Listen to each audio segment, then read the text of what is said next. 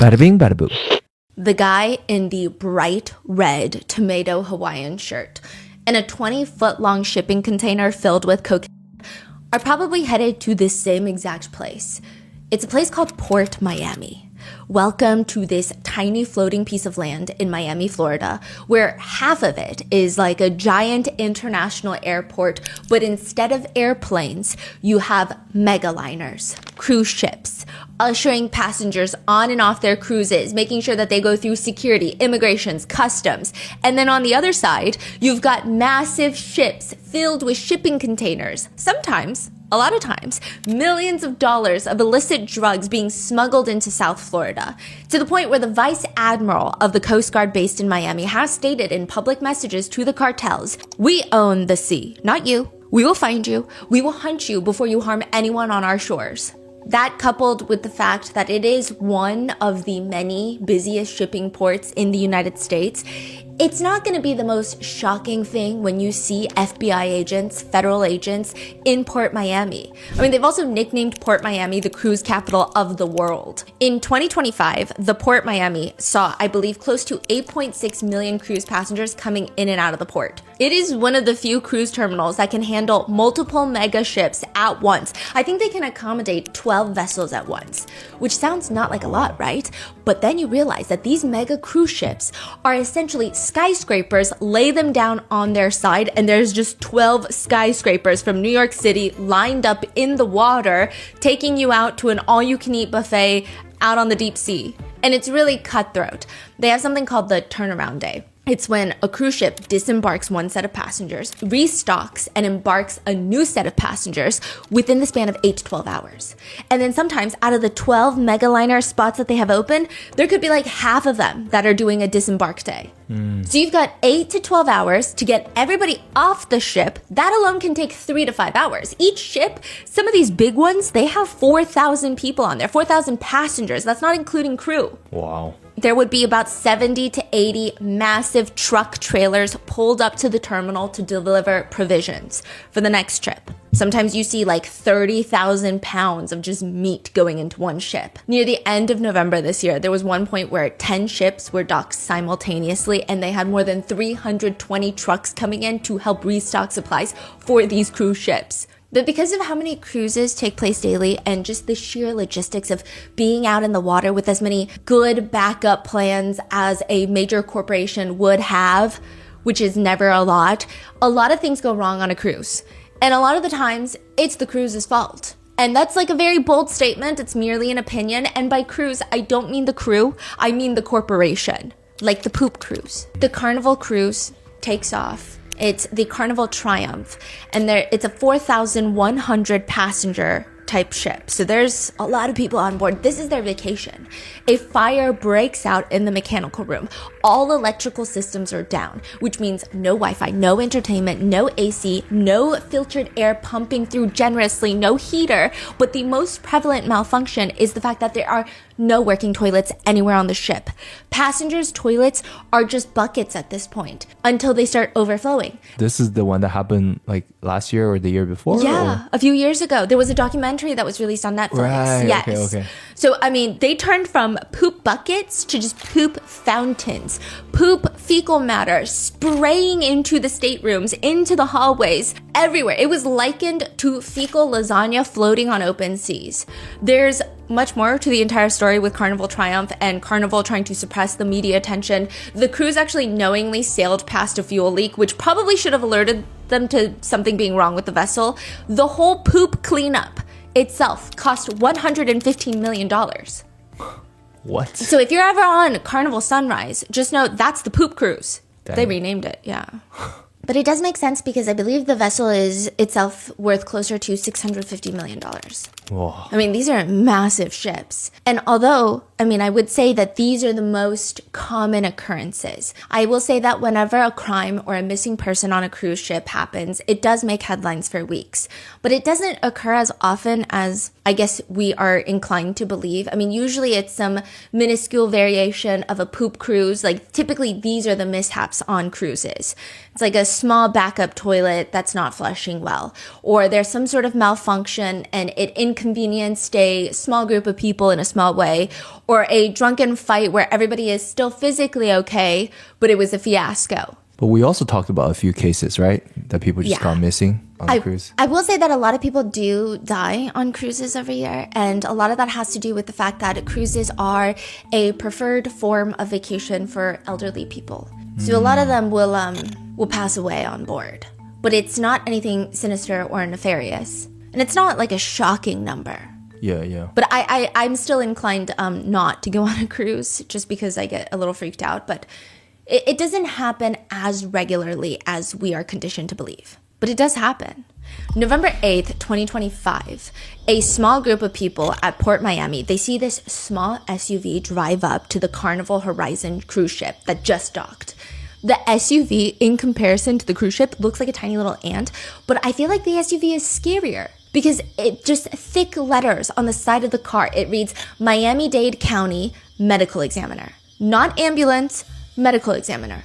You don't call a medical examiner until you have a body. Soon after, FBI agents are seen bringing what appears to be a cadaver transport carrier off the cruise ship and into the FBI vehicle.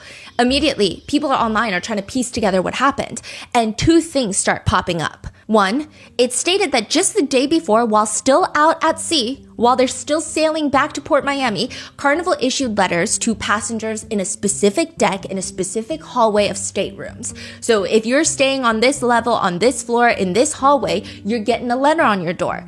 The letter reads, with the Carnival letterhead at the top, dated November 7th, 2025, Dear Carnival Horizon guest, we have made arrangements for you to have priority debarking on tomorrow morning. Authorities will be joining the ship first thing upon arrival to complete an investigation and will be in the area of your hallway. It could be noisy and disruptive, so we kindly ask that you be out of your stateroom by 7 a.m. We will have breakfast for you, Meridian DR Annex Deck 4, starboard side, and then our team will escort you off the ship ahead of other guests.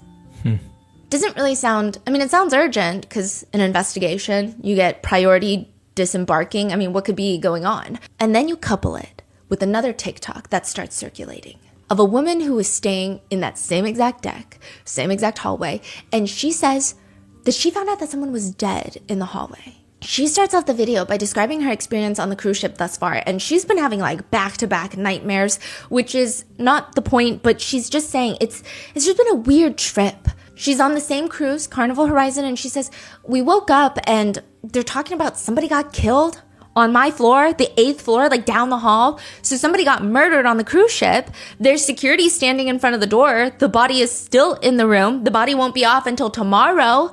When we go to Miami, when we get off, FBI has to come and investigate. The body is still on the same floor that I'm sleeping on. I will note that it's highly unlikely that the body is kept in the stateroom. It's more likely that security and medical staff respond, notify the captain, notify shore authorities. Usually they'll photograph the entire room and how the body is discovered along with anything else of importance before moving the body to the morgue, because every cruise ship has a morgue. But it's likely that security is stationed outside. Every cruise ship has a morgue? Every single cruise ship has a morgue. They don't have, a morgue attendee or anything like that, but it's for incidents? Yeah, and usually the doctor on board, I believe, will be the one taking care of the morgue. And again, a lot of them have gone onto Reddit because I was intrigued by this and I went down a rabbit hole. A lot of them say it sounds sinister, it sounds creepy because of all the news that we see, but a lot of the times it's elderly people. Wow. Which is still sad. Nonetheless. And they actually advocate that if you are a senior citizen going on a cruise, you should definitely get travel insurance because it can cover and help your family cover transport of your body back home. Which would be different than if you were to... Well, my parents going on a cruise. Okay.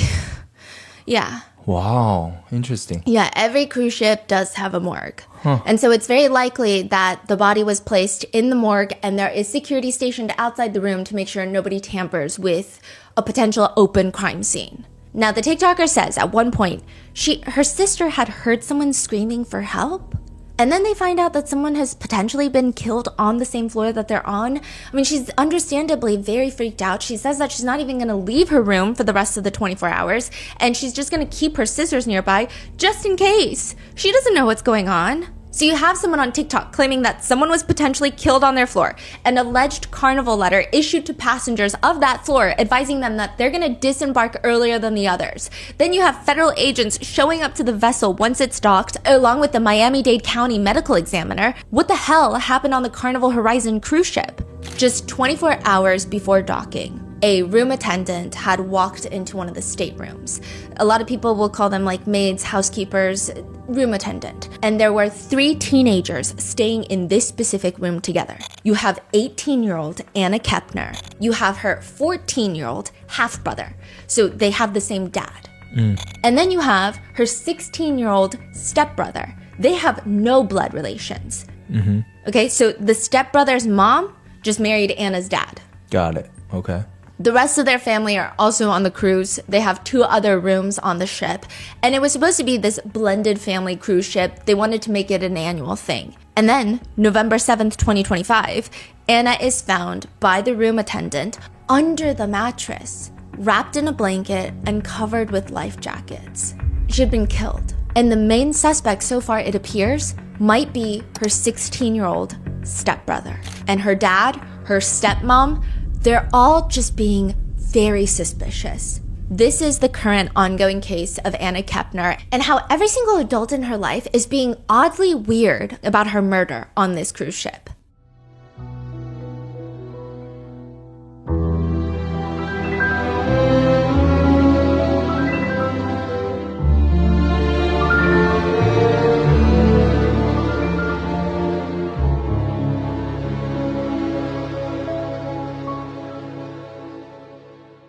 We would like to thank today's sponsors who have made it possible for Rotten Mango to support the Joyful Heart Foundation. They're working to transform society's response to SADV and CA and support survivors healing with resources like education, advocacy, policy change. This episode's partnerships have also made it possible to support Rotten Mango's growing team, and we would also like to thank you guys for your continued support. As always, full show notes are available at rottenmangopodcast.com. Now, a few disclaimers. Today's episode involves themes of potential SA. Lots of minors are going to be mentioned. All of their names are going to be redacted. There is also a very crazy custody battle that's in the works, so please watch with caution and take breaks if you need to.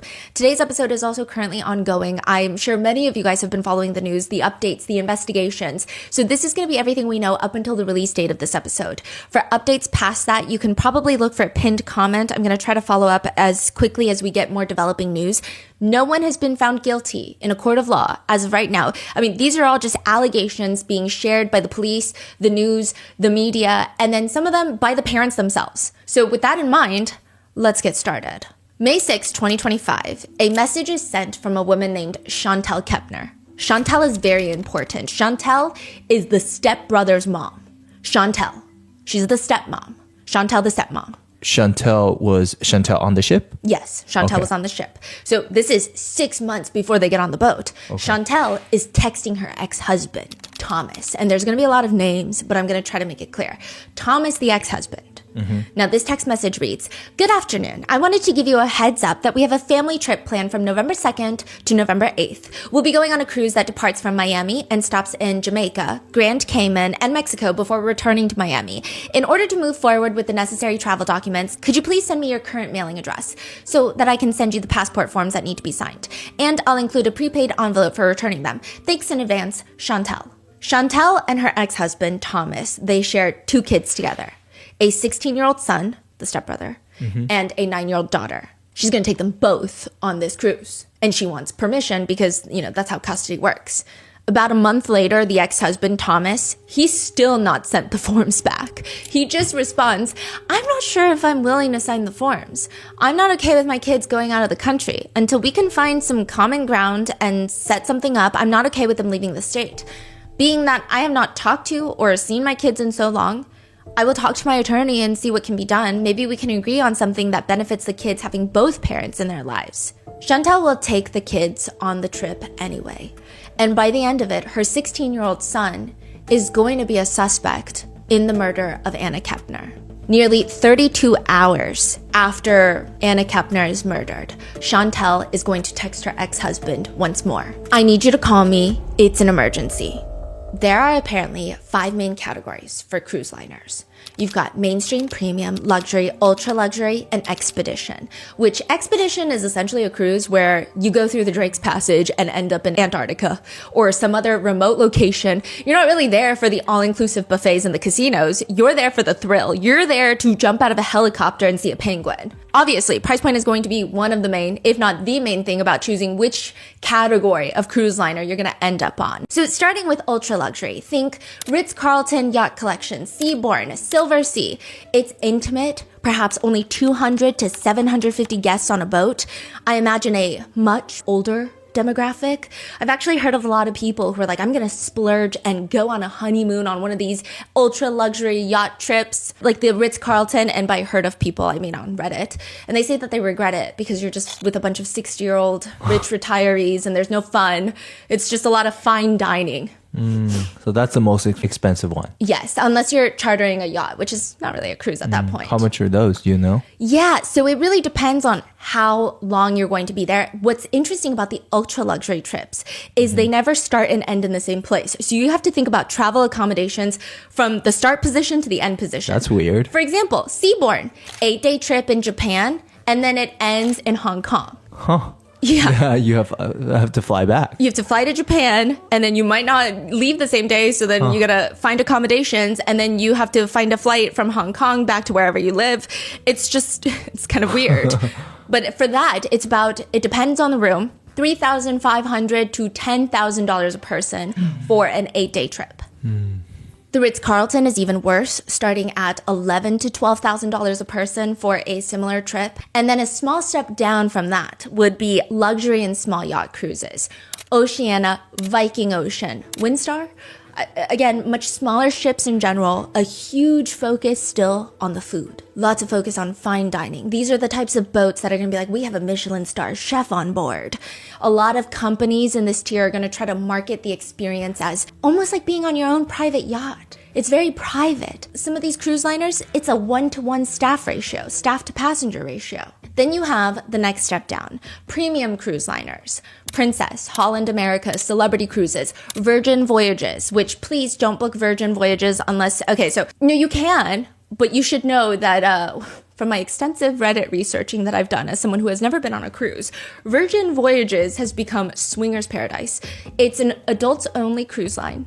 Oh, but some people might be into that. Yeah. So I'm just saying, don't book it until you kind of know what's going on. Yeah. Even if you're not into it, I think it could be fun. I'm just saying you should be aware before you get on the boat. And then you just see like a bunch of upside down pineapples everywhere, which I believe is the symbol for swinging. Yes. I see. And then you have the Disney cruises, which are very expensive, much the opposite of Virgin Voyages, child focused, family focused. And then after that, you've got your mainstream or what they call mass market cruise lines.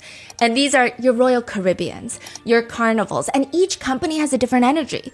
People say Royal Caribbean is a bit more laid back, but these ships, Royal Caribbean has the mega ships. When you see those pictures of a giant water park on the sea, it's a Royal Caribbean most of the time.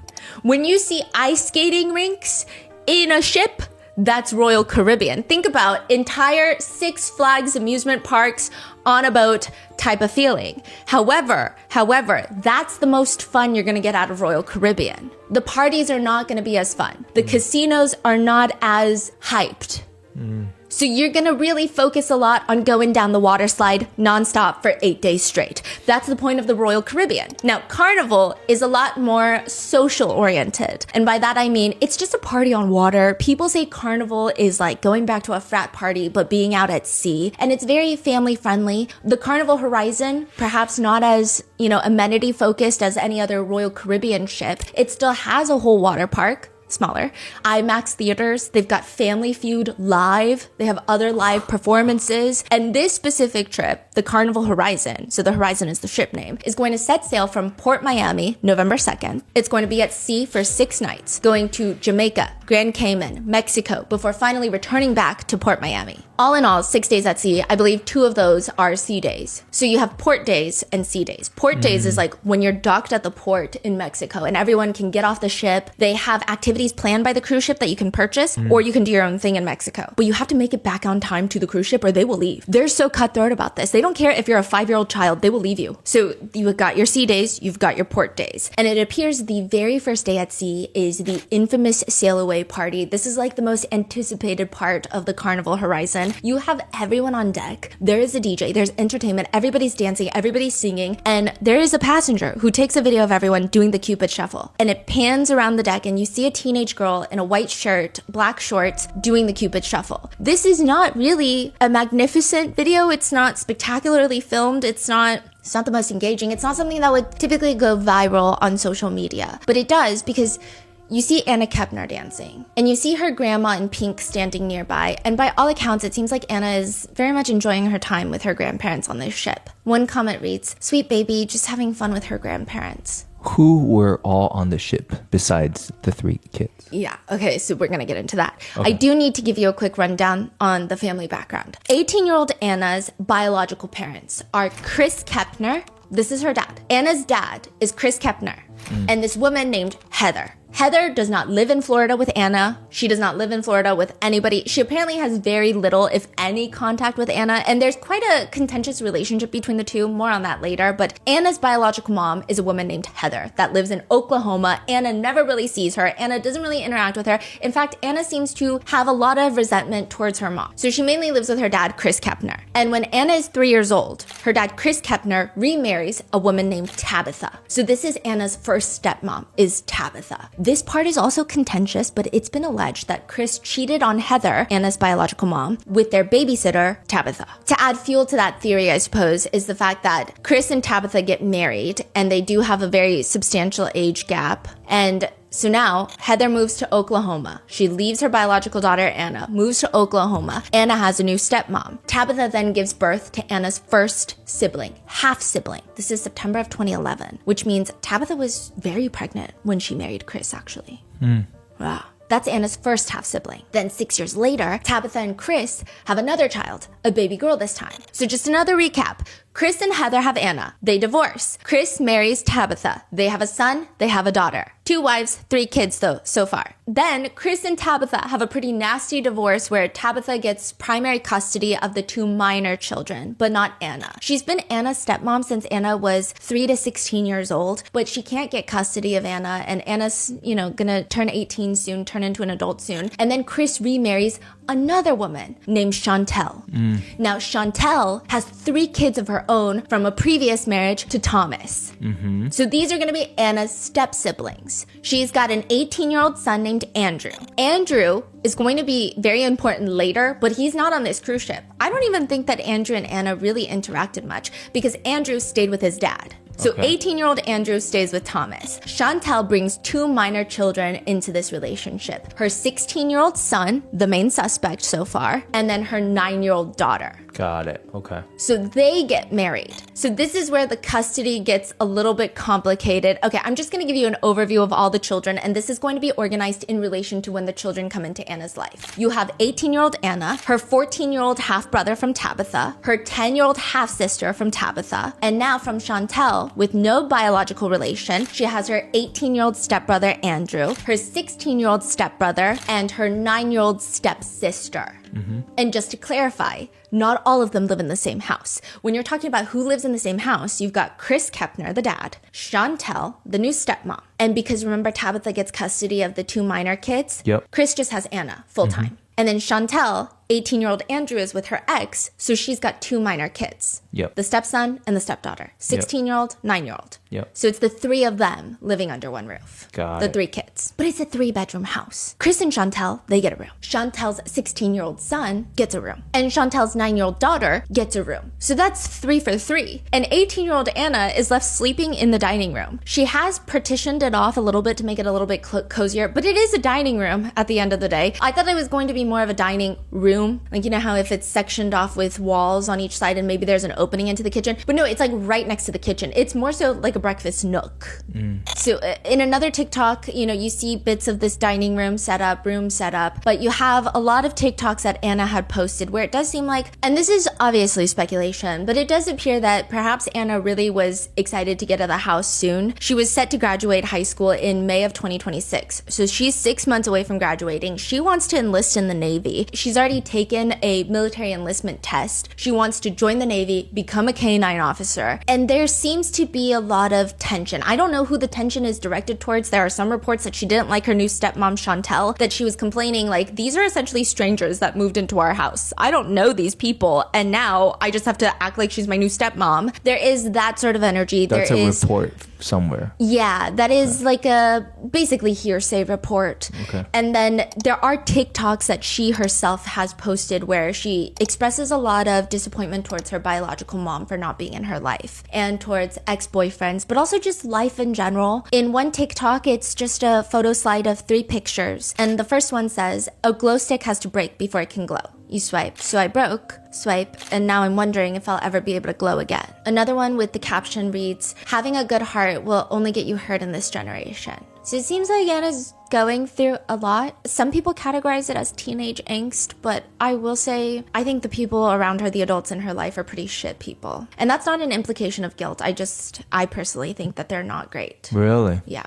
November 17th, 2025, over a week after the cruise ship docks in Port Miami, a post starts circulating on X. It's from a man named Martin, and Martin writes, I need everybody's help on this. If you haven't heard this story, then you have been living under a rock. This is my niece, Anna Kepner. She was 18 and was on a cruise ship with her dad, stepmom, and the family members. I cannot stay silent about this matter any longer. The stepmom's son killed her, stuffed her naked, beaten body in a sheet, and stuffed her under a bed and covered her with life jackets, then slept on the bed like nothing happened. He told his mom when no one could find Anna on the ship, so yes, they know who did this, and it sickens me that the father, Chris, remains silent about it. Please pass this on till maybe it gets to somebody that can do something about it. If nothing is done, it will all come out on the 20th. At least, that's what the stepmom has said after threatening family if they talk before they're gonna be banned from the funeral, the remembrance of life for Anna. Please pass this so my family can get closure, and the people who did this and lied and stalled to tell the rest of us what happened when it did, now you just look guilty of a cover-up. Martin Donahue is not just a random nobody. Martin Donahue is Tabitha's brother. And Tabitha was Anna's stepmom from when Anna was 3 years old to 16 years old. I mean, she's been like the primary mother figure in Anna's life.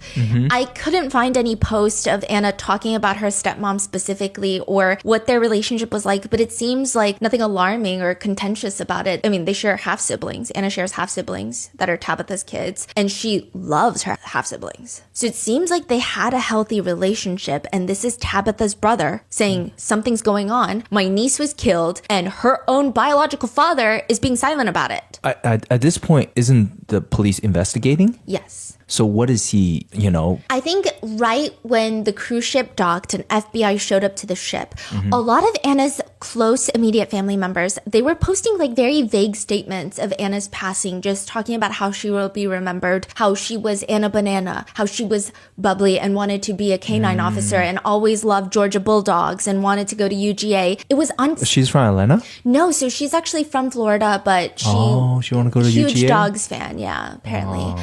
But it's just, he's saying it's weird because all these people are making it seem like something tragic happened on the boat. Yeah. When he's like, no, my niece was killed and I'm pretty sure it was her stepbrother that was on the boat with her. So nobody's like fighting for justice for Anna. Exactly. Got it. It seems like a very quiet investigation that's happening. And now this is just thrusting it into the spotlight of, okay, so she was killed. I mean, there were some reports that she was found under the mattress, so it was assumed that she had been murdered. But this is the most detailed information that has come out thus far. And there are a lot of weird things about it. Immediately after this post, like 3 days after, Anna's grandparents do an ABC interview. And everyone starts talking about the room arrangements. The room arrangements are very strange. There are 9 members of the family joining the cruise, and you've got 3 rooms. So the first room, you just have the grandparents, Barbara and Jimmy or Jeffrey. He's not as important. Barbara is Mima. This is like Anna's favorite person in the world, it seems like. And she's always posting about her grandma, and she calls her Mima. And Mima has been the more active one in interviews. I'm sorry, I don't know if I missed this, but are they... They're Chris's parents. Got it. So Chris Kepner's parents,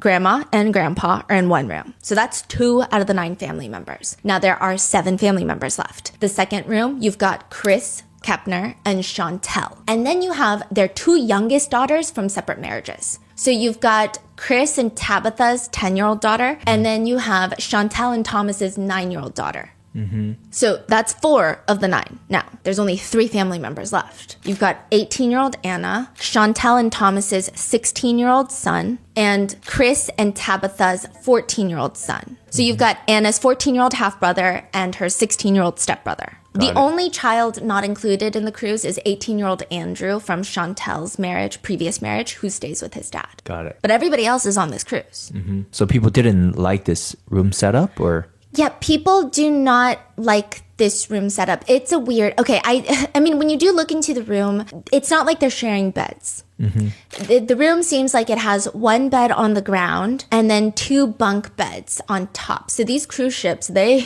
pack people into these rooms. Mm-hmm. So you've got 1 bed where it seems like Anna probably slept in that bed, and then 2 of the Pullman bunks, it seems like both the boys slept in that one, the 14-year-old half-brother and the 16-year-old stepson. Okay. But it's just, I'm not a parent, but I probably would not do the room arrangements like that. It's very weird to have an 18-year-old girl and a 16-year-old boy who have maybe known each other for 2 years, have no like blood relations, staying in the same room. People thought it was very odd. Because, okay, Anna and her half-brother, nobody thinks that's odd. And they grew up together. Whereas this boy, I mean, Anna just met this boy like 2 years ago. Yeah, I see. So there is a lot of just weird, and I'm sure there are many healthy family dynamics where this could have worked out perfectly fine, but clearly this was not one of them. So there's just a lot of uncomfort, and a lot of people, a lot of parents have been sounding off in all the comment sections of how they personally would have handled it. And it seems like most parents are in agreement like this would have never happened in their house. You should at least have an adult in there. It almost seems like they put 18-year-old Anna in there as the adult. Mm-hmm. I mean, I can get really technical with it if you're interested, because I was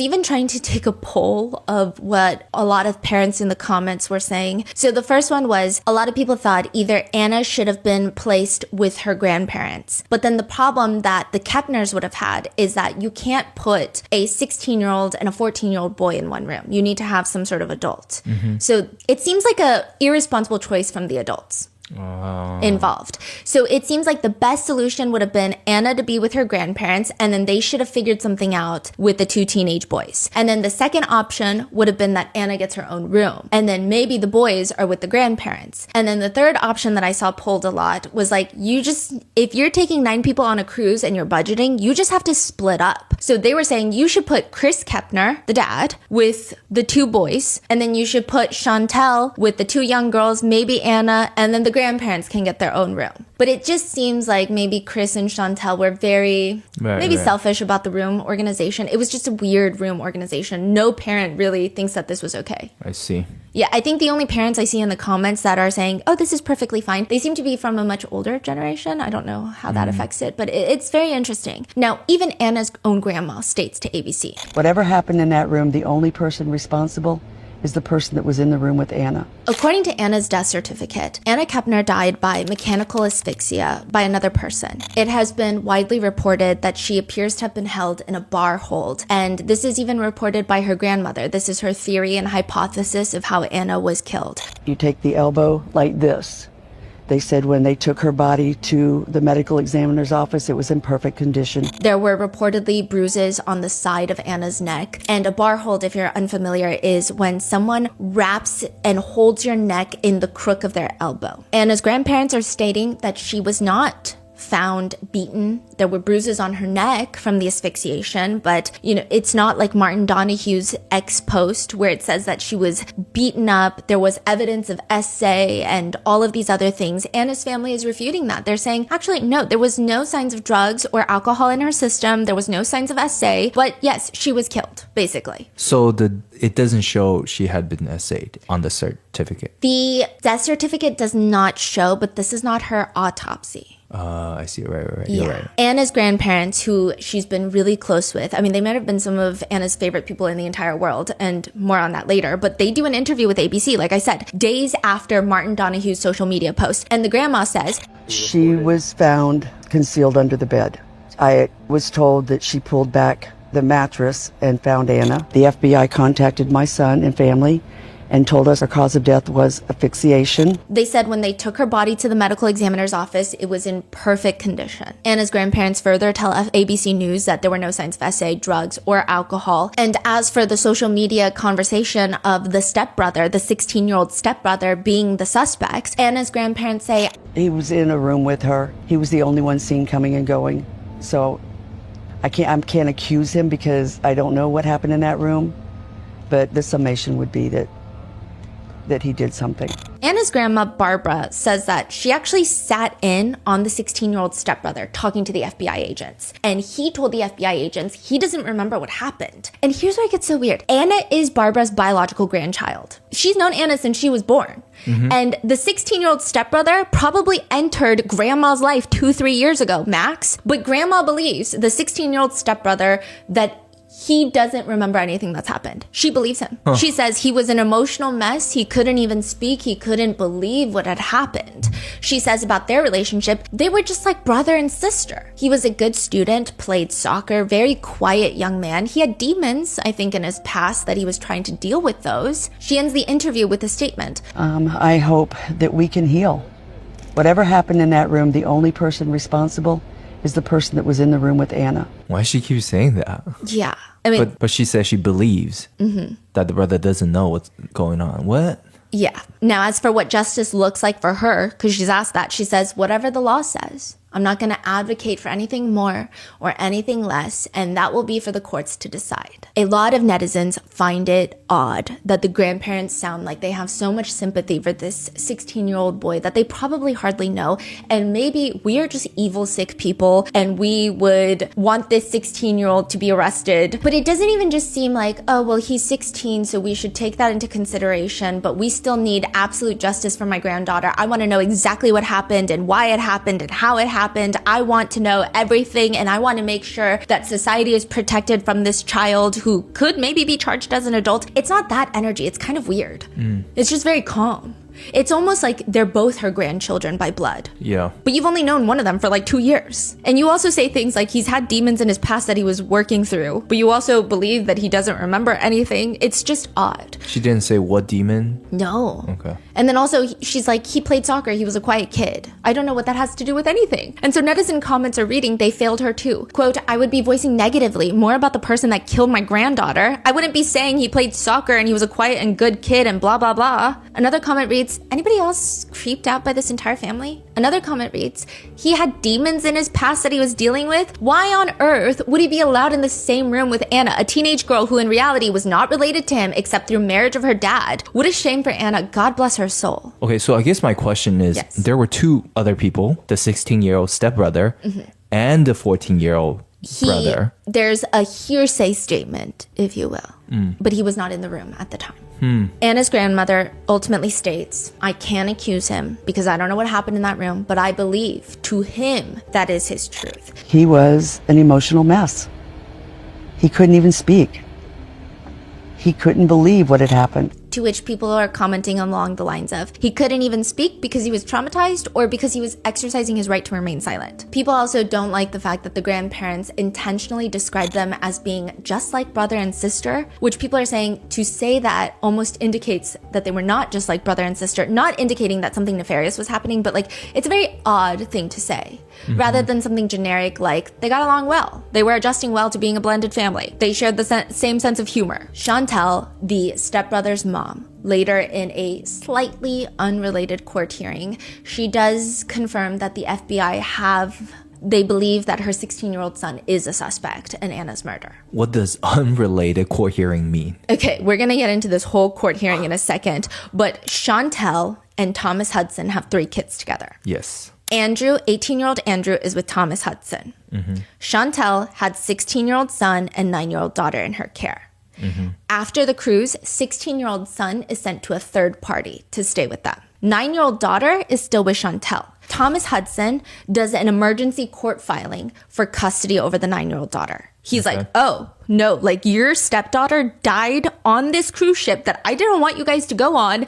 And our son is a suspect with the Federal Bureau of Investigations. I want my 9-year-old daughter in my primary custody. So there's this emergency court filing. There's 2 different hearings, and it just becomes half about custody, half about the cruise. Interesting. That's why we're getting a lot of information about this cruise when typically the feds are very hush-hush about things. And they're hush-hush. They haven't said anything themselves. But through a custody battle. Wow. And it's very likely that it's because the custody battle is happening in Florida that we're getting this much information. Florida has one of the more relaxed laws about family courts and custody battles being public information.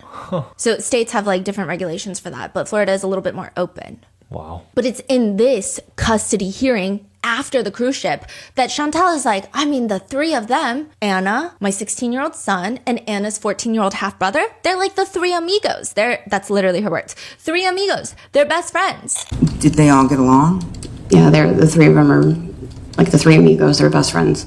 That is not what anybody else is saying. Anna has been pretty active on TikTok before her passing, and I think if you go through her TikTok, there's a lot of emotions that she's dealing with, and one of them is clearly about relationships, romantic relationships. One from September 4th reads, she isn't trying to argue, she isn't trying to be sensitive, she isn't trying to overthink, she doesn't mean to blow up your phone, she doesn't mean to ask if you still love her and want to be with her still, she doesn't mean to yell, she's like that because she just wants you to see her side of things. She wants to feel loved and heard, she just wants reassurance to make her feel better. She just doesn't want to lose the man that makes her feel like the happiest woman ever. So it indicates like maybe there was a bad breakup. Another TikTok, Anna writes, even after every breakup, being disrespected, being lied to, being cheated on, being used, getting manipulated, getting played, I will always have a smile on my face and a kind heart. I don't know why I've been through what I've been through, but I can promise you I never deserved it. Am I mad at those people for what they did to me? No. Am I upset? Yes. But at the end of the day, we are all human and we make mistakes. I'm glad that I went through that just because it made me realize that I don't want it in my life.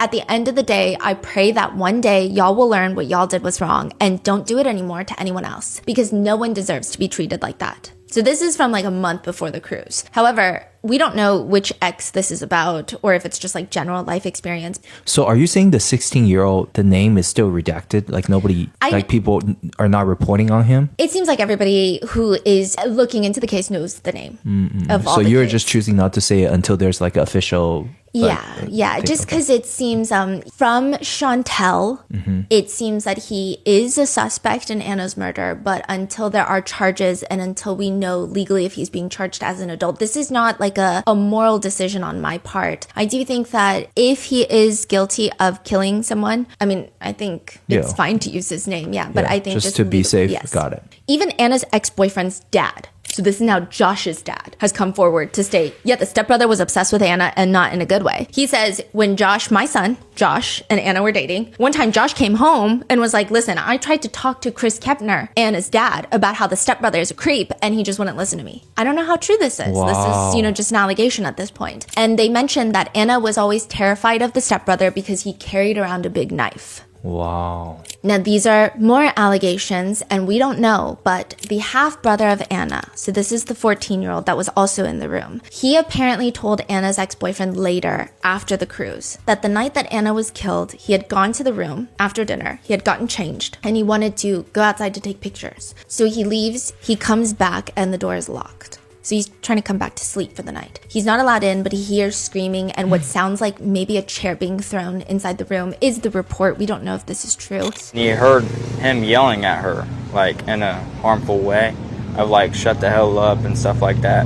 Like something was like banging around and stuff, and like the chairs were getting thrown around in the room. And I assume that this is pretty normal behavior for the stepbrother because the half-brother just goes back to the deck. He doesn't call his dad. He doesn't call his stepmom. Whoa. He just goes back to the deck, and I imagine it's because either the parents don't do anything when this type of occurrence happens, or this is a regular occurrence. Because if this is the first time it's happening, you would call somebody. Yeah. And I'm not blaming the 14-year-old for not doing anything. Like, I'm just saying, this is alarming that this seems to be normal. And then he comes back to the room, and he's let in. He doesn't see a mess. He doesn't see any blood or like anything alarming. He doesn't see Anna, so he just assumes that Anna is out of the room with the adults. And it's not like he's sleeping on the same bed as Anna. He's sleeping on a bunk bed. So he just climbs up to his bunk bed and goes to sleep. And Anna is in the same room, deceased, under her mattress. I think that the life jackets were to level out the mattress a bit. And then probably the comforter on top. I don't think that you probably wouldn't see, especially if you're 14.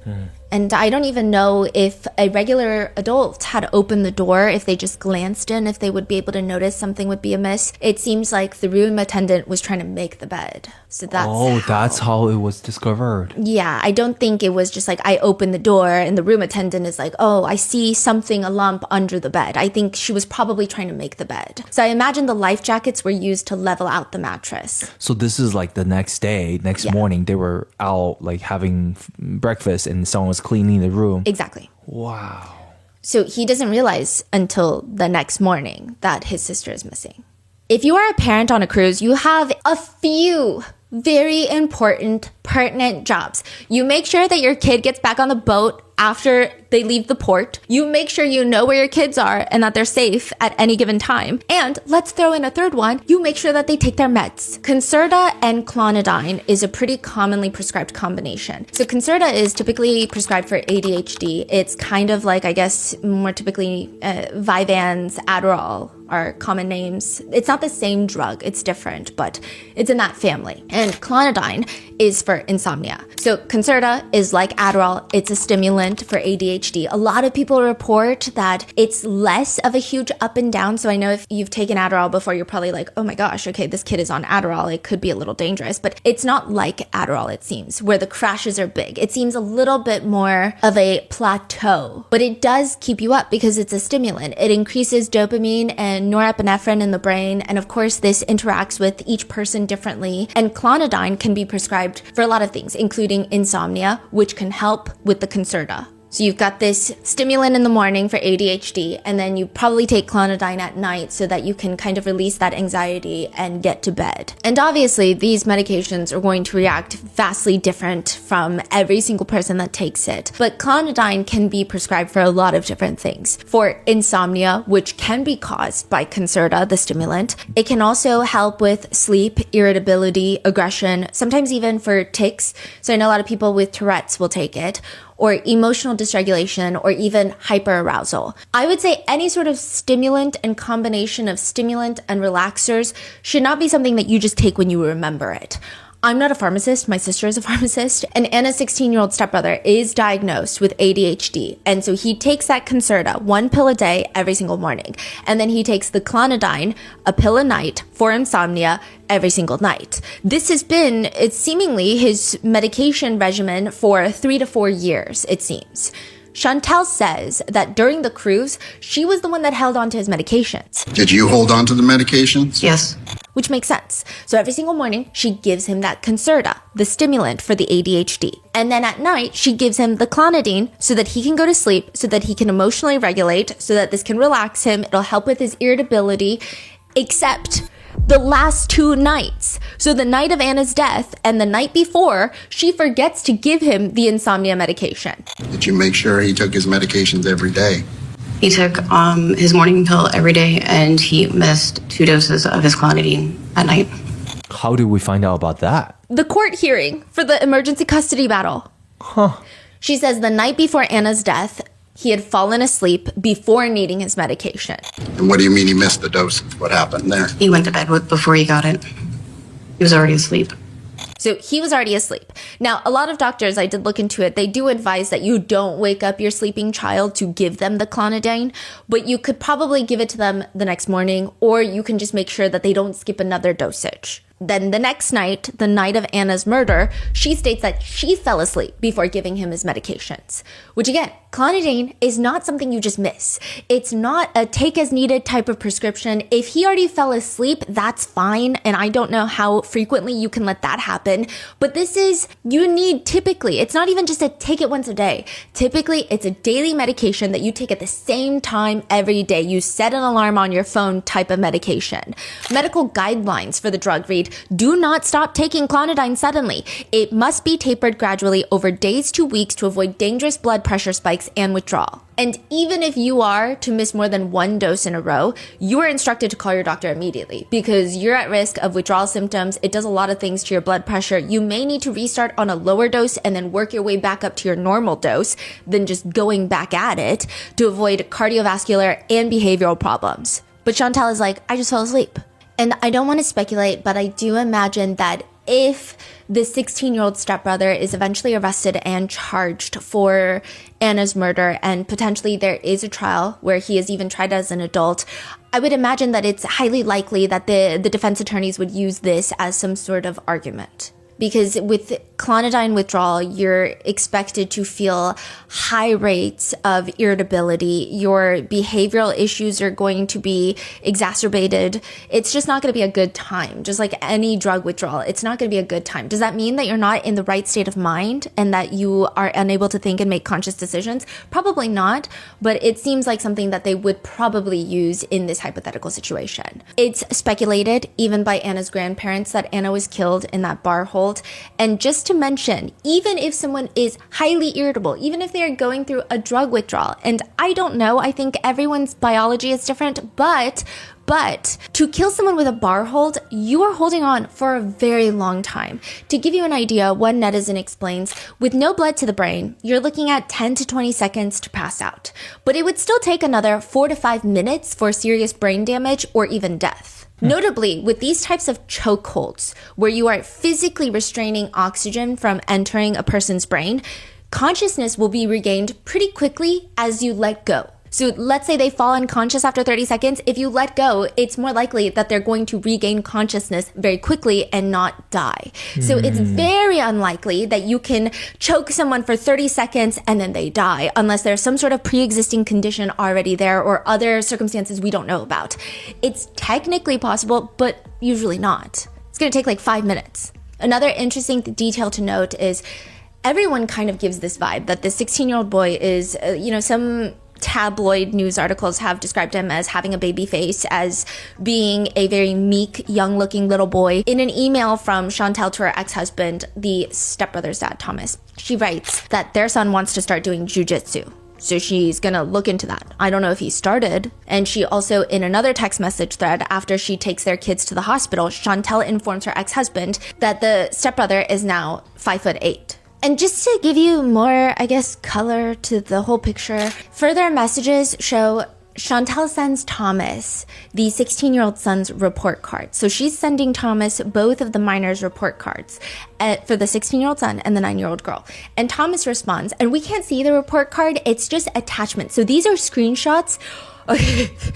Thomas Hudson, in this emergency custody court filing, he drops like 100+ page document, and half of it are just text messages between him and Chantal back from 2024 and leading up to just like a few weeks ago, days, weeks after the murder of Anna Kepner. Okay. So he's like using this all as proof of like, I need to have custody of the 9-year-old daughter. Here's all of our text message exchanges. This I've never really seen happen in a lot of cases, because you'll find out after, usually the indictment is when you get a lot of information. And then you're going into trial. There's a lot of court hearings. There's other news. There's the investigators will talk. They'll do interviews. And that's how you gather information before a trial starts. But this is so bizarre to have text messages this early on in an investigation where someone has not been charged nor indicted is pretty rare. Interesting. So there's a bunch of text messages and it's just screenshots. So we don't see the attachment. We don't see the 16-year-old son's report card. But if you see Thomas's response, it's interesting. He says, what can we do with our son? I'm glad his grades are passing, but attendance and no respect? Have you talked to him? So it seems like the notes on the report card say he has attendance issues and no respect. Chantel responds, according to his teachers, there have been no concerns about respect or behavior. His grades are good and most are close to B's. I haven't received any reports indicating an issue. Thomas responds, in his report card, it says it in the notes, along with his attendance and number of other things. That's why I asked. To which Chantel responds, please reread the report card. It notes that he is very respectful and there's nothing negative stated about his attendance. I've already discussed with him the importance of keeping up with his homework. So we don't know who's lying, who's misreading, who's very misinterpreting. Yeah. Thomas doesn't respond for 2 days, and then it's about an unrelated matter when he finally does. But it would appear that, if anything, the 16-year-old stepbrother has the physical capabilities of killing his stepsister. We just don't know if he did it. Chantel states later that the last time she personally saw Anna Kepner was the night before. She says this is around 6:30, just before 7, and quote, they were all headed back to their room as far as I know. Do you know whether or not was present in the room as well? They all were headed back to their room, as far as I know. So she's indicating that Anna's half-brother, and the stepbrother are heading back to their room. And here's why I think this is weird. Chantel also states that her room is across the hall from the teenagers' room. She sees them all head back to the room. And then she herself goes back to her room at 7:30 p.m. She does not go check up on the teenagers. She doesn't even give her son the medication. She just goes to sleep.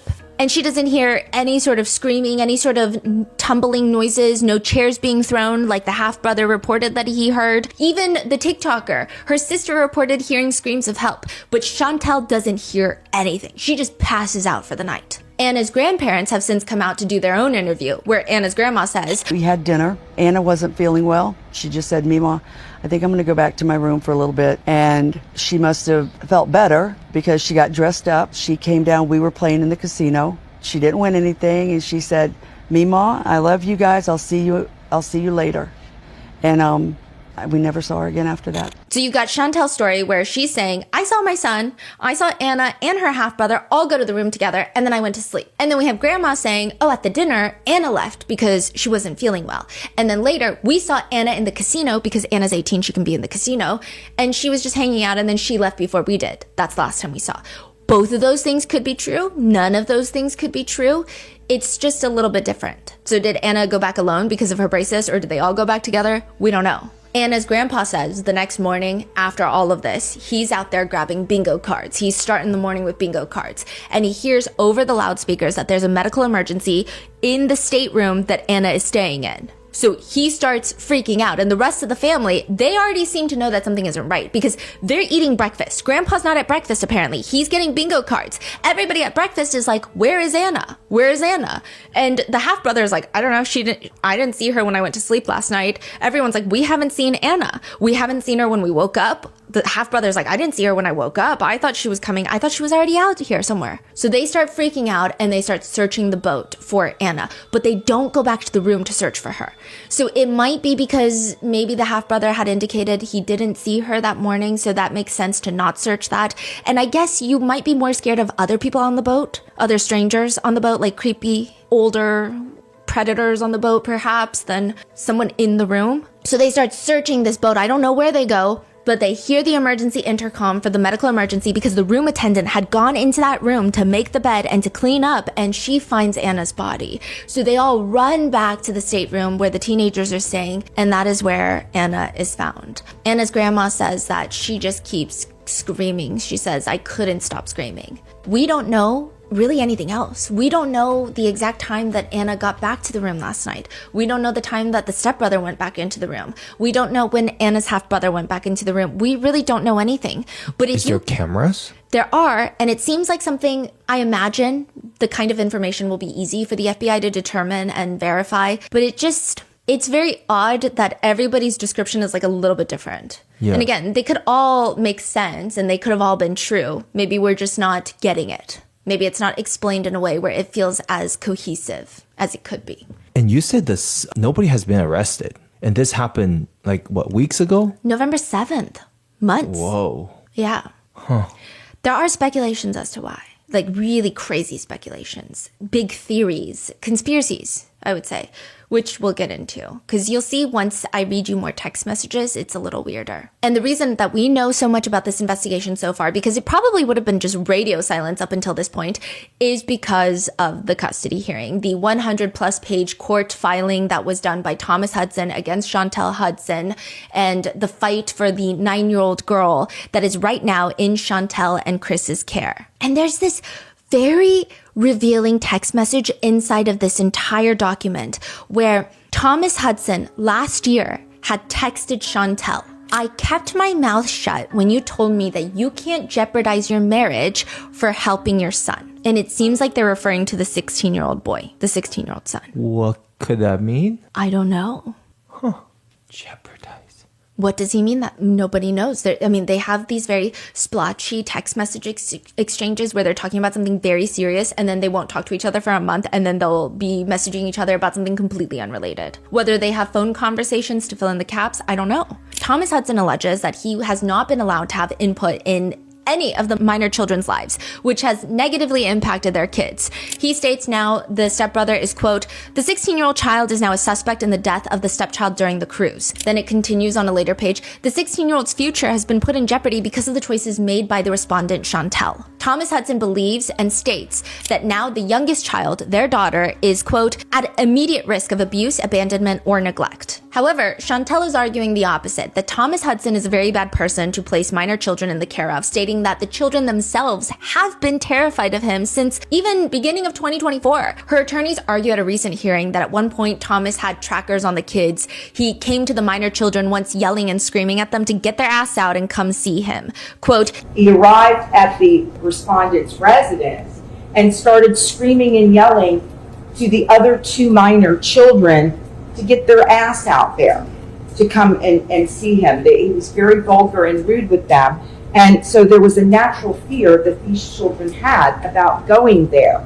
Chantel and her attorney allege that if anyone is alienating any of the children from their parents, it's Thomas. That he has not allowed Chantel to have any access to their eldest son, Andrew, who is now 18 years old, by the way, but he was 17 for the longest time. She claims that they were not allowing her to see him. Chantel's attorney argues Thomas is in violation of the very agreement that he's accusing mom of being in violation of. You cannot ask to hold somebody in contempt of an order that they're not themselves in compliance with. But more than that, both of them have agreed to place the 16-year-old son in the care of a third party. So Chantel argues, how can their daughter be in danger from her 16-year-old brother if he's not even in the house anymore? About a month after Anna's murder, Chris and Chantel walk into the courthouse for this custody hearing holding hands. Chris's daughter Anna had maybe, potentially, been murdered by Chantel's 16-year-old son. That's crazy. The attorney for Thomas Hudson, the stepbrother's biological father, so this is Thomas. Thomas. Yeah. The attorney states in short, Your Honor, in this case, obviously, it is our position that the youngest child is at risk for a number of reasons. As the court is aware through the pleadings, there's a young lady who's passed away. That matter is still under investigation. That was not my client's child, but the stepchild of the mother in this case. And the remaining 16-year-old is now a suspect in that case. So this is how we figure out that the 16-year-old is a suspect. The FBI doesn't tell us. The court hearings tell us. The mother took the children both on a cruise against my client's wishes. In this case, the mother took the children both on a cruise against my client's wishes. There's indications that they, because they were in international waters, may have been engaging in activities that they normally couldn't engage in while they were in the United States properly being supervised. The attorney accuses, or rather insinuates, that Chantel let the children drink on the cruise, stating there's indications that they may have, because they were all in international waters, may have been engaging in activities that they normally couldn't engage in while they were on the U.S. properly being supervised. To which Chantel and her attorney argue, we believe, and I think we filed that in our response, that there's no emergency that exists. There was an incident on the cruise ship. Like, what does this have to do with anything? Which is kind of like the understatement that everybody has a distaste for. But they continue. The Federal Bureau of Investigations is investigating that. There have been no arrests made yet, but since my client, Chantel, were advised that the stepbrother was the suspect in this, after he was released from the hospital. So this is when we're finding out that after they disembark, he immediately is put on a psych hold, or some sort of psychiatric evaluation in a hospital. And then he's placed in the care of a third party. And not only did that happen, but mom contacted dad and dad signed an agreement to say that the child would be placed with a third party, thereby removing any risk of danger to any of the other children in the house. So that has been resolved. At this point, we're not sure what the FBI is going to do, whether he's going to be charged federally or whether they're going to turn it over to the state. So this seems like there's likely going to be an arrest made, the way that they're phrasing it. I feel like if they were more confident that he was potentially not guilty, the word usage would have been much stronger. Like, everyone's a suspect. Doesn't mean anything, okay? But instead, it's like, we don't know if he's going to get charged federally or in state. It's kind of like, okay, we're getting a little bit of information of how this case is being handled behind the scenes, and it seems like something might happen soon. Chantal also disputes the idea that the children were drinking alcohol, stating, Do you know if the children, based on being in international waters, could I drink alcohol? No. You don't know? No, they didn't. They're not old enough. She's asked about Anna, who's 18. What about Anna? I don't know. I think, okay, I don't know if I'm reading too much into it. I just think it's weird because Anna's family have already come out to say that there was no alcohol in her system. So why don't you just say no? Or why don't you just say, no, there was no alcohol in her system? Or not that I know of, but just like, I don't know. It just gave me, I don't know, Anna's crazy. And my boy is not. I know he was not drinking. I see. Because then she's asked again, were you aware that the children were gambling at some point? Weren't you aware that the children were gambling at some point? Well, Anna's 18, so I know she was in there at one point in time, but the other kids were not. You're sure that the other kids were not gambling? I'm sure the other kids were not gambling. Which again, I am, if anything, a nitpicker at the end of the day. Okay, some people pick and choose their battles. I like to nitpick, and when it comes to these things, this is not an insinuation of guilt or innocence, but the way she talks about Anna feels very, well, that's not my child, she's 18. It's just weird. She just overly emphasizes that Anna is 18 and she was in the casino. It just gave me a very unsettling feeling. Her attorney asks her, Anna was 18, correct? Correct. She was an adult? Correct. And was she given the option of staying in another room? All three of the kids were. And that room would have been with grandma and grandpa. Correct. And they didn't want to do that. No, they wanted to stay together. Which again, I don't know how that would be feasible because if Anna leaves the room, then you don't have an adult in the room. And that could have posed a problem. Thomas Hudson gets on the stand. So this is the boy's father. And he states that he never prohibited their eldest son from calling Chantal. The eldest son did not want to talk to Chantal. Quote, he has his own phone, and I've always left that up to him if he wants to call her, talk to her, or anything. Now, Andrew, the eldest son, becomes very pivotal in all of this for a few reasons. The attorney asks Thomas Hudson to describe an incident where Chantal and Chris allegedly kidnap Andrew and choke him. What? The attorney states, Andrew, will testify about the restraint that happened by Mr. Chris Kepner and by Chantal. Basically, they held him in the back of the seat. Christopher Kepner had reached back and had his head pinned against the back of the headrest, and there's photographs to show neck damage. Wait, Andrew testified? What is happening? Andrew does testify. He gets up on the stand, and he is 17 when Chantal and Chris get married, and they move in together. Chantal is trying to take all three kids with her. But Andrew's 17 and he bargains with his mom. He's like, I want to stay back because not only are you just moving in with this like man and all of his kids, I want to stay in the high school that I've been going to with the friends that I'm about to graduate. I'm a senior. Like, this is crazy for me to move to a different county right when I'm about to graduate. So he convinces Chantal that he's going to stay with Thomas. And then eventually, I think at one point, he explains to Chantal that even after graduating high school, he might want to stay with his dad. And that is when, according to Andrew and Thomas, shit hits the fan. He's asked, how did your mother respond to that? This revelation that you want to stay with your dad even after graduating high school? She said that this is what she was afraid of and that this is why she didn't want me staying over here. Fast forward to the incident on April 22nd, 2024. Do you roughly remember that day? Andrew says, yes. What happened on that day? I was called up to the front office and I originally didn't know what was going on, so I came up without my stuff. I realized my mom was there to pick me up, so I had to go back to my classroom and grab my stuff. And when I walked out to the car with them, they asked for me to give them my phone, and they powered off my phone and then told me... Let me stop you right there. Did you have any knowledge or idea that your mother was going to school to get you on that particular day? No, sir. Were you surprised that you saw your mother? Yes, sir. Was Christopher Kepner there as well? I don't remember if he was in the office at the time, but he was in the car. He says once he gets into the car, they take his phone, they power it off because he has Life 360, which means his dad can see his location in real time. But if the phone is off, you cannot see the location. Andrew says, I was going to try to text my dad, but I couldn't because they had my phone. I couldn't communicate with anybody. He's asked, did you want to go with your mother and Christopher Kepner on that day? No, sir. Was that against your will? Yes, sir. Which again, I have a lot of reason to trust Andrew, not just because Andrew is stating it, which I do think that I should trust that to a great degree, but also because there are emails from Thomas Hudson to Chantel that read, I don't think you understand what you put him through, referring to Andrew. I was hoping we were making steps in the right direction. Of course he's comfortable to go with me, but not with people that forcibly took him against his will. Chantel does not immediately refute this over the messages. And Thomas continues to say that it's very hard for Andrew to spend time with his siblings. It's already hard enough for Andrew to see you, who he feels very uncomfortable with because you, his mom, basically tried to kidnap him, but he definitely doesn't want to see Chris, who also tried to kidnap him. And like, what the hell does Chris have anything to do with it? Chris has nothing to do with Andrew. Thomas writes to Chantel, I meant Chris being there in general is what Andrew doesn't want. It's rough enough on him with you there. So they're arranging for the 3 siblings to hang out. But, Thomas is saying Andrew doesn't really like seeing you. He definitely doesn't like seeing Chris. So it's just rough. Why does Andrew dislike Chris so much? The attorney asks Andrew in court, so what happened once you were in that vehicle and they took your phone? I gave them my phone. They powered it off. They told me where I was going, that I was going to start school over there, which was against everything we've talked about. I told them, no, I wasn't. And when we tried to come to a stop, I had tried getting out. What was your intention of trying to get out of the vehicle once it came to a stop? Trying to get out of the vehicle so they couldn't take me away from everything. And then what did Chris Kepner do at that point? They had held me against the seat, and he put his arm around the back of my neck, holding me up against the front seat.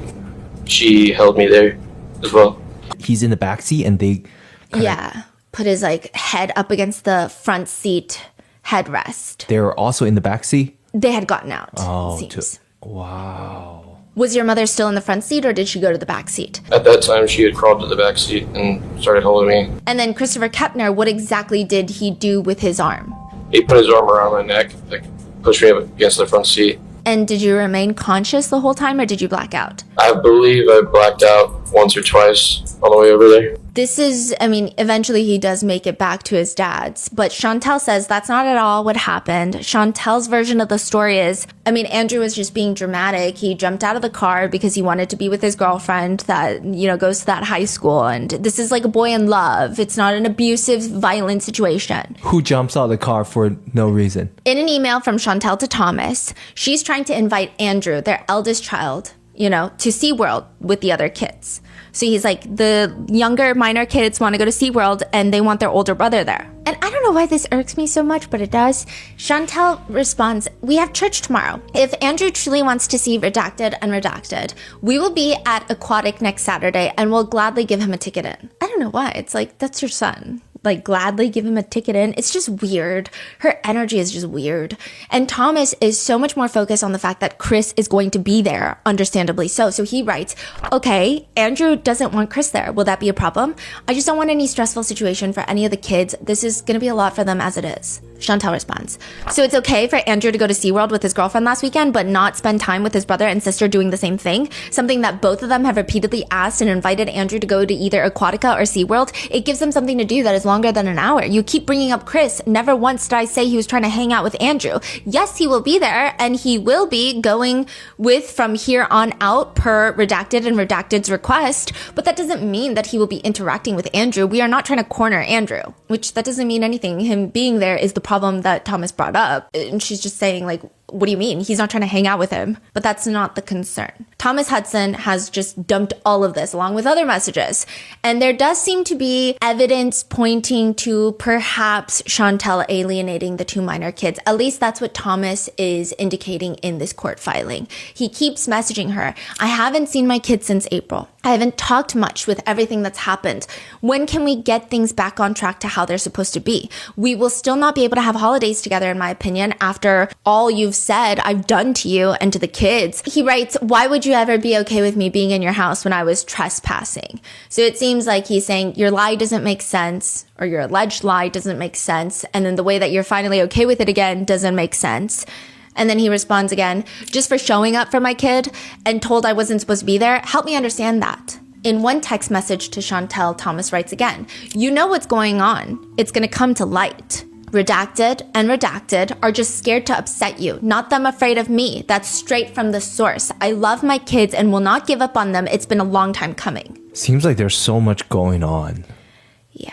Right. Okay, so Chantel, I don't know if there was a phone conversation or what, but she just ignores that message and she responds, please let me know if you will not be paying child support this week. Redacted 9-year-old daughter wants to go get her Halloween costume. Just trying to figure out if I can swing it this weekend or need to wait till next. Thomas responds, I'm going to hold back on child support and go through the courts, or until things get back in session, I'll be holding my payments. So I just want to clarify that you are withholding child support. You have made it clear that our set in place parenting plan is no longer valid to you. So I'm going to be going through the proper channels to get things done properly moving forward. So he's saying, I'm not going to pay you child support if I can't even see my kids, which is what we agreed upon. And this is, from October to December 2024, it seems like Chantel is mainly ignoring Thomas and all of his pleas to see the minor kids. He's asking to drop off their birthday presents, at least talk to the youngest daughter for her birthday.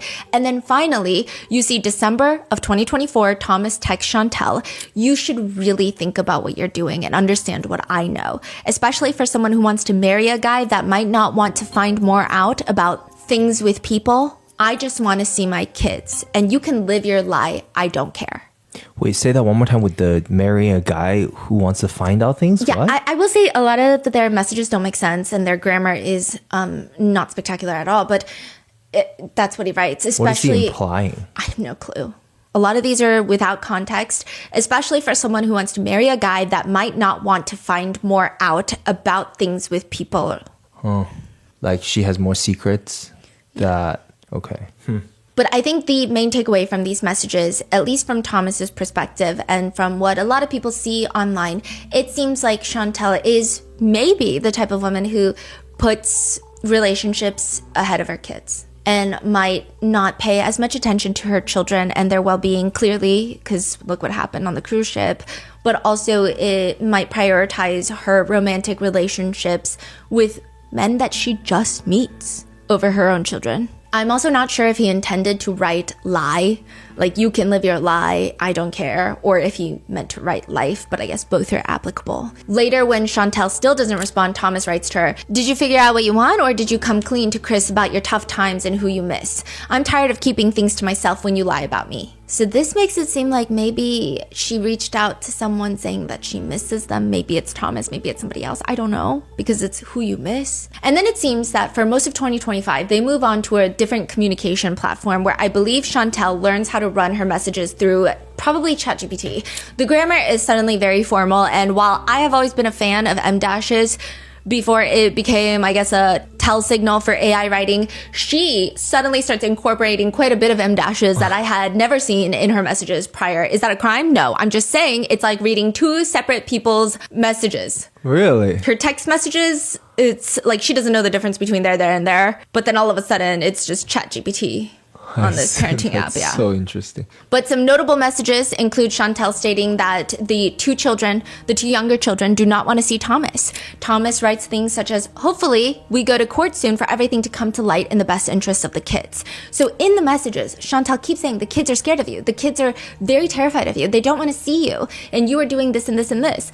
And Thomas just keeps saying, I can't wait to go to court so that everyone will know the truth. So I don't know what's the truth. And at one point, judging from what we can infer from the messages that are in the court filing, it appears that the stepbrother, the 9-year-old girl, were sharing a phone. Thomas is concerned that the boy is not relaying messages from him to their daughter. There are just a lot of messages in between the two talking about their children that we just don't get a lot of context on. And so I'm just going to try to fill in as many blanks as possible. And there's no definitive, oh, this person is right based off of these text messages. At one point, judging from what we can infer in one short conversation, it appears that Thomas is talking to Chantel about how the two minor kids are sharing a phone. And he keeps trying to reach out to the daughter, but he feels that his son is not giving the message to the daughter. And he says, if possible, I would like to talk to our daughter because I'm sure he, the 16-year-old son, has not been telling her or showing her the messages I've sent, especially since I seen how he and you acted at the recital with the flowers, taking them and breaking them apart while you were walking out. I'd like a way to directly contact her. We can infer that Thomas had brought flowers for the 9-year-old daughter at some sort of recital, and he is claiming through this message that he saw Chantel and their son walking away and breaking the flowers and not giving it to her. This is in July of 2025. Chantel responds in short about the flowers specifically. Also, I'm not sure what you're referring to about her flowers being broken. They were placed in a vase as soon as we got home. I don't appreciate the implication that we damaged them because that's simply not true. Thomas responds, I watched it happen. I watched it happen with the flowers and it will be shown, but that's besides the point. Can you at least relay the message to her that I sent? Hopefully all of this is settled and done soon. It's not for a really long time after that Chantel finally texts Thomas back. And this time it's after Anna's murder and she texts him, I need you to call me ASAP, it's an emergency. And there seems to be a lot of phone conversations taking place, so we only just have messages, but in one message, Thomas responds, I know it's probably a no, but can I come get our daughter tonight? Just to get her away from the situation. I promise you, I'm not going to keep her from you or anything. As soon as you guys are able to head home, I can bring her to you. Or is there anything else I can do? To which Chantel responds, I really do appreciate, and I'm not trying to be any which way, but I just think it will be more traumatizing for her to be removed as of right now. She doesn't know anything about the stepbrother being, I guess, suspected. The only thing I told her is that he was having a hard time coping with losing Anna, so he's getting checked out at the hospital. Okay, well, I'm not trying to push it, but the offer is there if when you find more out and we have to handle things. When we have to cross that bridge, you and I will come up with a way to tell her and Andrew. Okay? I will call you tomorrow as soon as I hear anything. Okay, were you able to talk to our son? I'm waiting on the FBI and also the doctor to call me as soon as I know something. I promise that I will tell you as soon as I know anything. You will be the only one that I will be calling. I get that, but I mean, have you talked to him while he was at the facility? I was able to talk to him last night for under 2 minutes briefly. He just keeps repeating over and over he doesn't remember anything. I don't even know if they, were allowed to let me talk to him or not, but the nurse was very nice and let me talk to him just to tell him that you and I love him. Okay, I just want him to know that he isn't just dead to everyone. Regardless of everything, at the moment he needs his parents. I know you know that. I just would like to have a chance to talk to him as soon as possible.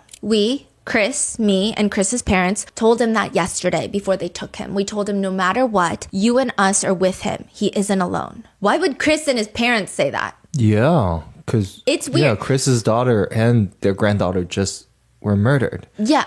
And he's the prime suspect right now. That's so, I don't know if I would sit there and start immediately filing for divorce. I mean, I don't think that I would blame anyone if they did either, but that's besides the point. But I think it's weird to behave in such a way without getting information unless, and I don't know if I'm being way too hopeful because from what I've seen so far online, I think that I am being way too giving them the benefit of the doubt. Perhaps Chris and his parents are playing the good guys to get more information out of Chantel to help the authorities, but I don't think that's the case. But that would be the best case scenario because it's just a little weird that right off the bat, they're so we're with you no matter what. I want you to know we're standing by. It's weird.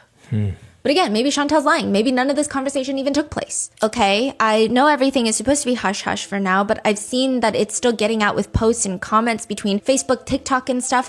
I just want to make sure until things are certain that he doesn't get any unnecessary comments towards him. Chantel responds, nobody knows anything about him. He is a minor, so his name shouldn't be anywhere, and when we talk to the FBI again, we will reiterate that we do not want his name out there, and everything that's been posted on TikTok and social media, nobody knows anything, and everybody's just speculating. We know what I told you last night, and we'll know exactly more when the autopsy is done. Once we get the autopsy today, depending on what it says, depends on whether he's booked on these charges, and you will start seeing Anna's name. I understand, and no, his name wasn't mentioned in it. Just want you to be aware if you weren't aware. What exactly did you tell Andrew? I don't want to say something to him if you haven't told him. I've told him what I know, so he doesn't hear or see all the theories that are on social media that I've seen. I mean, there's a lot going on. He is okay, just kind of still hard for him to believe. Okay, he was asking me, I just didn't want to mention our son if you hadn't. So he's like, did you mention to Andrew that his little brother is a suspect? Chantel is like, okay, because he was asking me. I just didn't want to say anything if you hadn't said anything. I did. I didn't want anything else to be said online. I feel like he needs to be told the truth by us just so nothing is twisted. He knows not to tell anyone. Can I please talk to our daughter when you get a chance just for a little while? I won't say anything about her brother. I just want to tell her that I love her. I will call you back in a few. We are on the phone with the FBI victim specialist. Okay.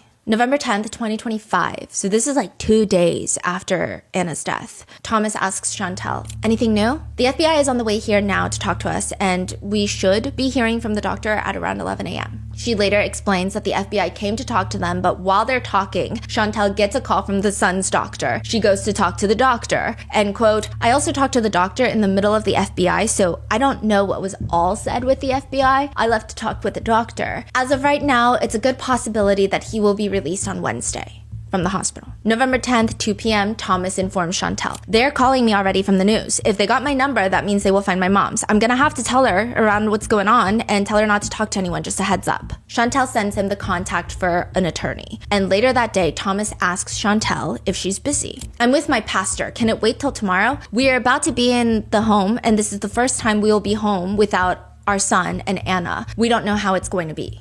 Okay. Then a few days later, Thomas asks Chantel again if he can talk to their daughter. And she says, I spoke with her. At this time, she doesn't want to talk. I let her know that you care about her and that you love her. So they just won't let Thomas talk to the young daughter. Yeah. I mean, it could be as simple as the daughter has bad experiences with Thomas and does not like her biological father. It could be more on the conspiratorial side of things that people have been stating that it is kind of odd that Chantel, who really, I mean, this is like really conspiratorial and just out of pocket, I will say. But some netizens are just saying it's odd that Chantel, who prioritizes her marriage over everything, just won't send her 9-year-old daughter to go back to be with her biological dad so that she can probably comfort Chris and like make things right with Chris. I don't know, right? So they're just saying like it's just all around weird. No one knows what's true. Is Thomas bad? Is Chantel bad? Is every single one of them bad? I mean, I think across the board, it's pretty clear that Chantel is not good. Thomas responds, I want to hear it from her with everything going on. Chantel, I need to hear her. I understand where you're coming from, but I cannot force her to talk to you. Then, November 21st, the daughter does not go on her scheduled weekend with Thomas. We don't know exactly what transpires, but we do have clues. Thomas emails Chantel, per our parenting time, I want it known that you did not allow our daughter to go on my weekend. Yes, I understand she's going through a lot, but it's my time. That being said, I deal with you, the parent, not your spouse. So I suppose Chris informed Thomas that he's not going to be getting his daughter for the weekend. Yeah. Chantel responds, she refused to get out of the car. I did not withhold her from your parenting time. The decision was made based on her emotional state. Thomas responds, no, the decision was made by your spouse closing the door and saying to get away. Yes, she said she didn't want to, but she is going through a lot. I asked for your help to make it easier. Again, you're the mother. I deal with you, not your spouse. Your spouse has no rights. That being said, I will request that he not be present next meet since he is not capable of allowing the parents handling the exchange. Chantel responds, I'm sorry she didn't want to go with you. I know I had encouraged her to. I don't believe her reluctance has anything to do with Chris being there. She's simply been through so much lately with Anna's passing and her brother being gone. The funeral was last night and this is an incredibly difficult time for her. She will be doing counseling through DCF to help cope with her grief, and I'm hopeful she'll reach a place where she feels ready to spend time with you. I will continue to encourage her to go. Thomas hits back. As I stated, I understand, but there is still a parenting plan in place. I am her father, as you yourself said about this 16-year-old son. We are the parents, and we need to help our kids. I kept my mouth shut when you told me that you can't jeopardize your marriage for helping your son. You look scared tonight, and you need to know that my kids come before anyone. Even though I haven't been able to see them for almost 2 years, I will never hesitate. See you in 2 weeks for the next meet for our daughter. I hope things are more civil, and you, the mother, can speak for yourself. And your attorney explains to you how things are eventually going to go. Hope I can speak and see our daughter soon. Throughout this, Chantal has no problem still ranting to Thomas throughout this like weird custody battle exchange about post online. November 17th, Chantal texts Thomas. Some asshole posted something. It seems like she's referring to Martin Donahue. And it appears, that could be the case. Thomas responds, his family. Not Chris's family, the ex-wife's family. So she's like, it's not Chris's family, it's Tabitha's family. Well, part of his kids. So Thomas is like, still his family, because Tabitha is the mother of his other 2 kids. So this is like their uncle. The conversation stops there. And then they resume talking about something else. And during the custody hearing, Chantel does testify briefly. I mean, there's not really crazy explosive questions being asked by either party because ultimately this is a custody hearing. This is not to do with the FBI investigation. But Chantel has to get up there and she has to answer a few select questions about this cruise to see if that she is a fit parent for the 9-year-old daughter. She has the emotional affect of drywall. And at some point, did you discover that one of the children had passed away? Yes. And when was that you discovered that? Friday morning. She does not appear like she cares much about what happened. And side note, because I just like to be in weird people's Is this businesses. recorded or is this like just transcript? No, it's live streamed. Oh, it's a... Yeah. Oh, wow. Yeah.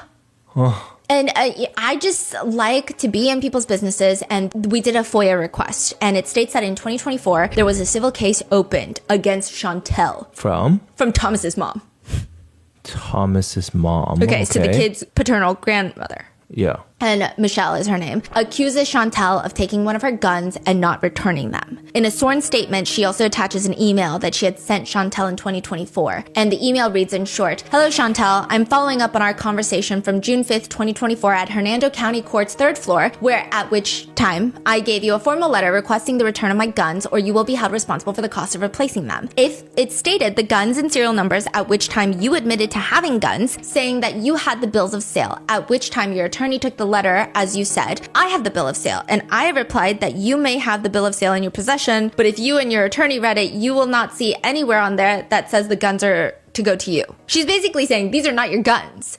In fact, it states that they are to go to Thomas, her son, and Andrew, her eldest grandson. Since they are still registered to myself, I need them back until I personally go with them to transfer ownership. And then in parentheses, it has the 16-year-old stepbrother's name, and it reads, "And that redacted's gun is being held in a safe by Todd Hall." The 16-year-old's gun? Yeah. Is being held in a safe by Todd Hall. I mean, this is Florida. Maybe they go hunting. These are hunting. I don't know. But I do want to note it was just interesting to know that he has a gun, has some probably experience firing a gun. And allegedly, Anna had reported to those close to her that she was scared of the stepbrother because he always carried around a big knife. Right. And he wanted to learn how to play or do jiu-jitsu.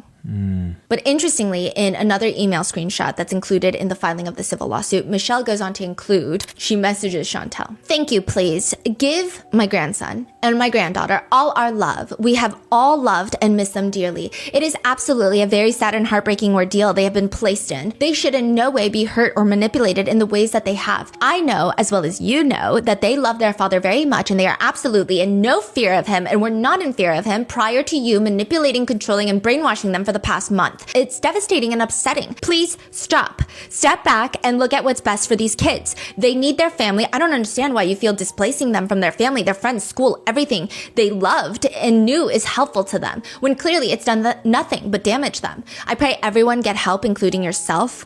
I never thought the day would come that you would become the person you've become, and that is simply the person you've despised growing up yourself. Please get help.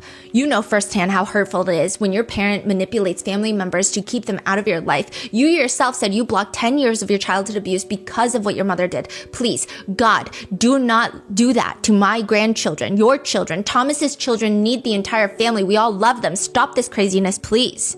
The civil lawsuit has since been dismissed. However, just 6 months later, Chantel and Chris get married officially, and almost a year after that, Anna Kepner is murdered. I mean, a lot of people think that both Chantel and Thomas suck. You know, one comment reads, "The parents don't even seem surprised or emotional that their son is being accused of something so horrific." And it seems like both of them know that something is coming. On Thanksgiving, Thomas finally gets to see his daughter in his care, and he asks Chantel if he can take the daughter to go see the stepbrother, the 16-year-old son, with Andrew, stating that it might be the last chance for a long time for, I guess, all three kids to be together. That is true, huh? Nobody has said much about the stepson or the son. No, I just think that every single person, all the adults in this story just suck. I think... That is one thing, like, I feel like nobody's talking about so far. Like, even during all of this, like, nobody is angry for Anna, and nobody is shocked or surprised or confused about the son. Like there's these emotion that we are all feeling, nobody's showing that. Yeah. Okay, let me run you through all of the emotions that are being showed. And it's just so bizarre. Clearly, everybody grieves differently. And I mean, it's just, we can't really dictate how someone is going to express those emotions. But he's just put out very formal statements saying basically nothing of he hopes for justice. If the stepson is guilty, he's going to want justice. Things of that nature, but nothing particularly emotional, nothing that expresses any sort of anger or shock or disgust at the situation, or even like deep loss for Anna. Any of the words that are being chosen to describe Anna, it feels very bland. Nothing about it feels like, okay, this is someone who deeply understands her as a person and understands the impact that she had, and now she's gone. It's very like, she was so bubbly, she was so this, and that's about it. So that's weird with Chris Kepner. Heather, Anna's biological mother, that Anna has posted many TikToks about, saying that she has never really had her mother in her life, how her mother had abandoned her and turned to drugs and just left her, alienated her, like all of these things. Heather has come back. She's doing news interviews. Oh, yeah? And it's become, again, another contentious divorce thing. She says that she had to wear a wig to Anna's funeral because Chris Kepner wanted to get her arrested for back payments on child support. He told me that when I told him I was coming down there, he said that that he knew for a fact that Anna would not want me there. And I said, that's a lie. I was like, but whatever. And he goes, if you step foot in Florida, I will have you arrested immediately for back child support. Yeah, I wore a wig and I wore some really tall high heels. So that way, you know, if he was looking for somebody short, he wouldn't see me. I don't know if that is a real threat Chris Kepner had, but then she comes out to tell the world that she had to wear a wig to her daughter's funeral. And people are like, I feel like the way, this is what netizens are saying, the way that she's describing wearing a wig, it almost feels like, haha, Chris, I got you. Like, you told me I couldn't come, but I went. It feels, again, not about Anna. So people just hate both of them for that reason. Tabitha and her family seem to be the only ones that are showing perhaps maybe misplaced anger in terms of maybe they shouldn't have been on X, maybe they should have been with federal investigators, maybe they should have been on X, I don't know, right? But they seem to be the only ones that show very genuine feelings of anger towards the situation. And Tabitha was in Anna Kepner's life from when she was 3 to 16 years old. Anna Kepner's ex-boyfriend, Josh, also has been one to come out to say that, no, the stepbrother is weird and he's creepy. Yeah. It doesn't seem like there's any ulterior motive. It's not like he's getting paid for any interviews. So that seems to be a very genuine feeling that he has. Now, then you go on to Anna Kepner's Mima and Papa, the grandparents. I mean, these are people that she posted about on TikTok, and she loves her grandparents, and they are out here saying, well, he's a good kid, he plays soccer, and I believe that he doesn't remember what happened, and that is crazy to me. In fact, just don't make a statement. If that's what you believe, I just wouldn't make a statement. How old are they? Like, I mean, they don't look that old. Not like 80s? Oh, no. Okay. They look maybe like 60s. Okay. They look young. Okay. So it's just very odd behavior. I don't understand it. Again, the only way I could justify it in my mind is like, maybe Mima is undercover. Maybe she's trying to get Chantel to trust her so that she can blow the lid and tell the feds everything. But I don't think so. That's not the vibe she's giving. Yeah. Then you have Chantel Kepner, who's sitting here, like, doesn't care, has the emotional depth of drywall that has not even been painted with a pretty color. It's flat. She doesn't care. Even the way that a lot of netizens are trying to figure out what kind of personality Chantel is, and it seems like she prioritizes her romantic relationships. She's clearly not a good mom. I don't think you could ever, in any sense of the word, call her a good parent. And that's an opinion. But she just seems like a shit person. And then you have Thomas Hudson, who seems like, okay, maybe his heart is in the right place. But again, we don't know, because we don't know if Chantel is lying and alienating the minor kids or if they genuinely are scared of Thomas Hudson. So that's like a problem there. But on top of that, the bigger problem is in these court filings, I mean, all the minor kids' names unredacted, the full name of the person that this 16-year-old stepson is staying with, fully unredacted in the court filings, just like everyone knows everybody. So much for saying that you're upset that people are talking about it on TikTok. You're the one that's putting out all of this unredacted. Yeah, I see. So it's like, again, it just feels like everyone is doing their own thing, and maybe they truly believe in their own hearts that they're doing it for the kids, but it seems like all they're doing is hurting the kids like every step of the way. Got it. Yeah. That just seems. And then from there to here, I don't know if really any of them have come out in a way that felt impactful towards Anna's life and who she was as a person. In fact, what's crazy, in the obituary, they included the stepbrother's name because it's like she leaves behind a family who adored her endlessly. And then it lists a bunch of people, including Chantel Kepner, her mother, Heather Wright, her Mima and Papa, Barbara and Jeff Kepner, her siblings, Andrew, and then, all of their names. And then they took out his name later. They also took out Martin's name because Martin's name was in there too, the uncle that made that angry post. What is this? I think it's odd that they would even include Chantel and her side of the family. First of all, they've only been Anna's step-siblings for like 2 years. A year, really, legally speaking. Yeah, and Chris did this, right? Wrote this? We don't know if Chris did it. We don't know if Chantel did it. But someone did it. I mean, I'm assuming it had to have been approved by Chris, at least. Exactly. Because he's an adult. He was her father. I think it's just very bizarre that they're even included. It just feels wrong. Yeah, it's really odd. Like, I think that would be probably the last thing maybe Anna would want, but then they're doing it. So in regards to Chris Kepner's quote about Anna, he says, "I do not stand behind what my stepson has done." So again, does he remember or did he do it? Like, what's going on? Because Grandma was saying he said he doesn't remember, and I believe it. So maybe you're saying, okay, he doesn't remember, but we all know he did it. Or did he confess?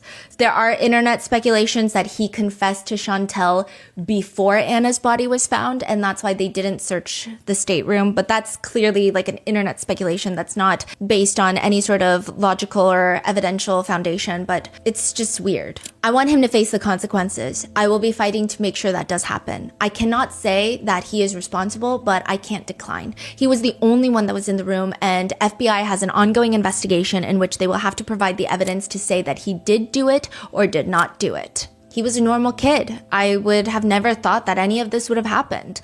Right now, my best course of action is to let the FBI do what they're doing. They have the evidence that they need. When they make the arrest, then we'll start seeing the justice side of things. This is like the softest spoken statement from a father. It's crazy. Yeah. Like, he has so much understanding and so much.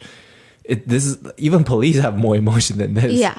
That's so odd. And I mean, this is weird because if you compare it to cases where you have two parental figures, like biological parents, and not saying that biological ties to your children make it any stronger or less stronger, but they've raised them since birth, okay? They have biological ties to their kids.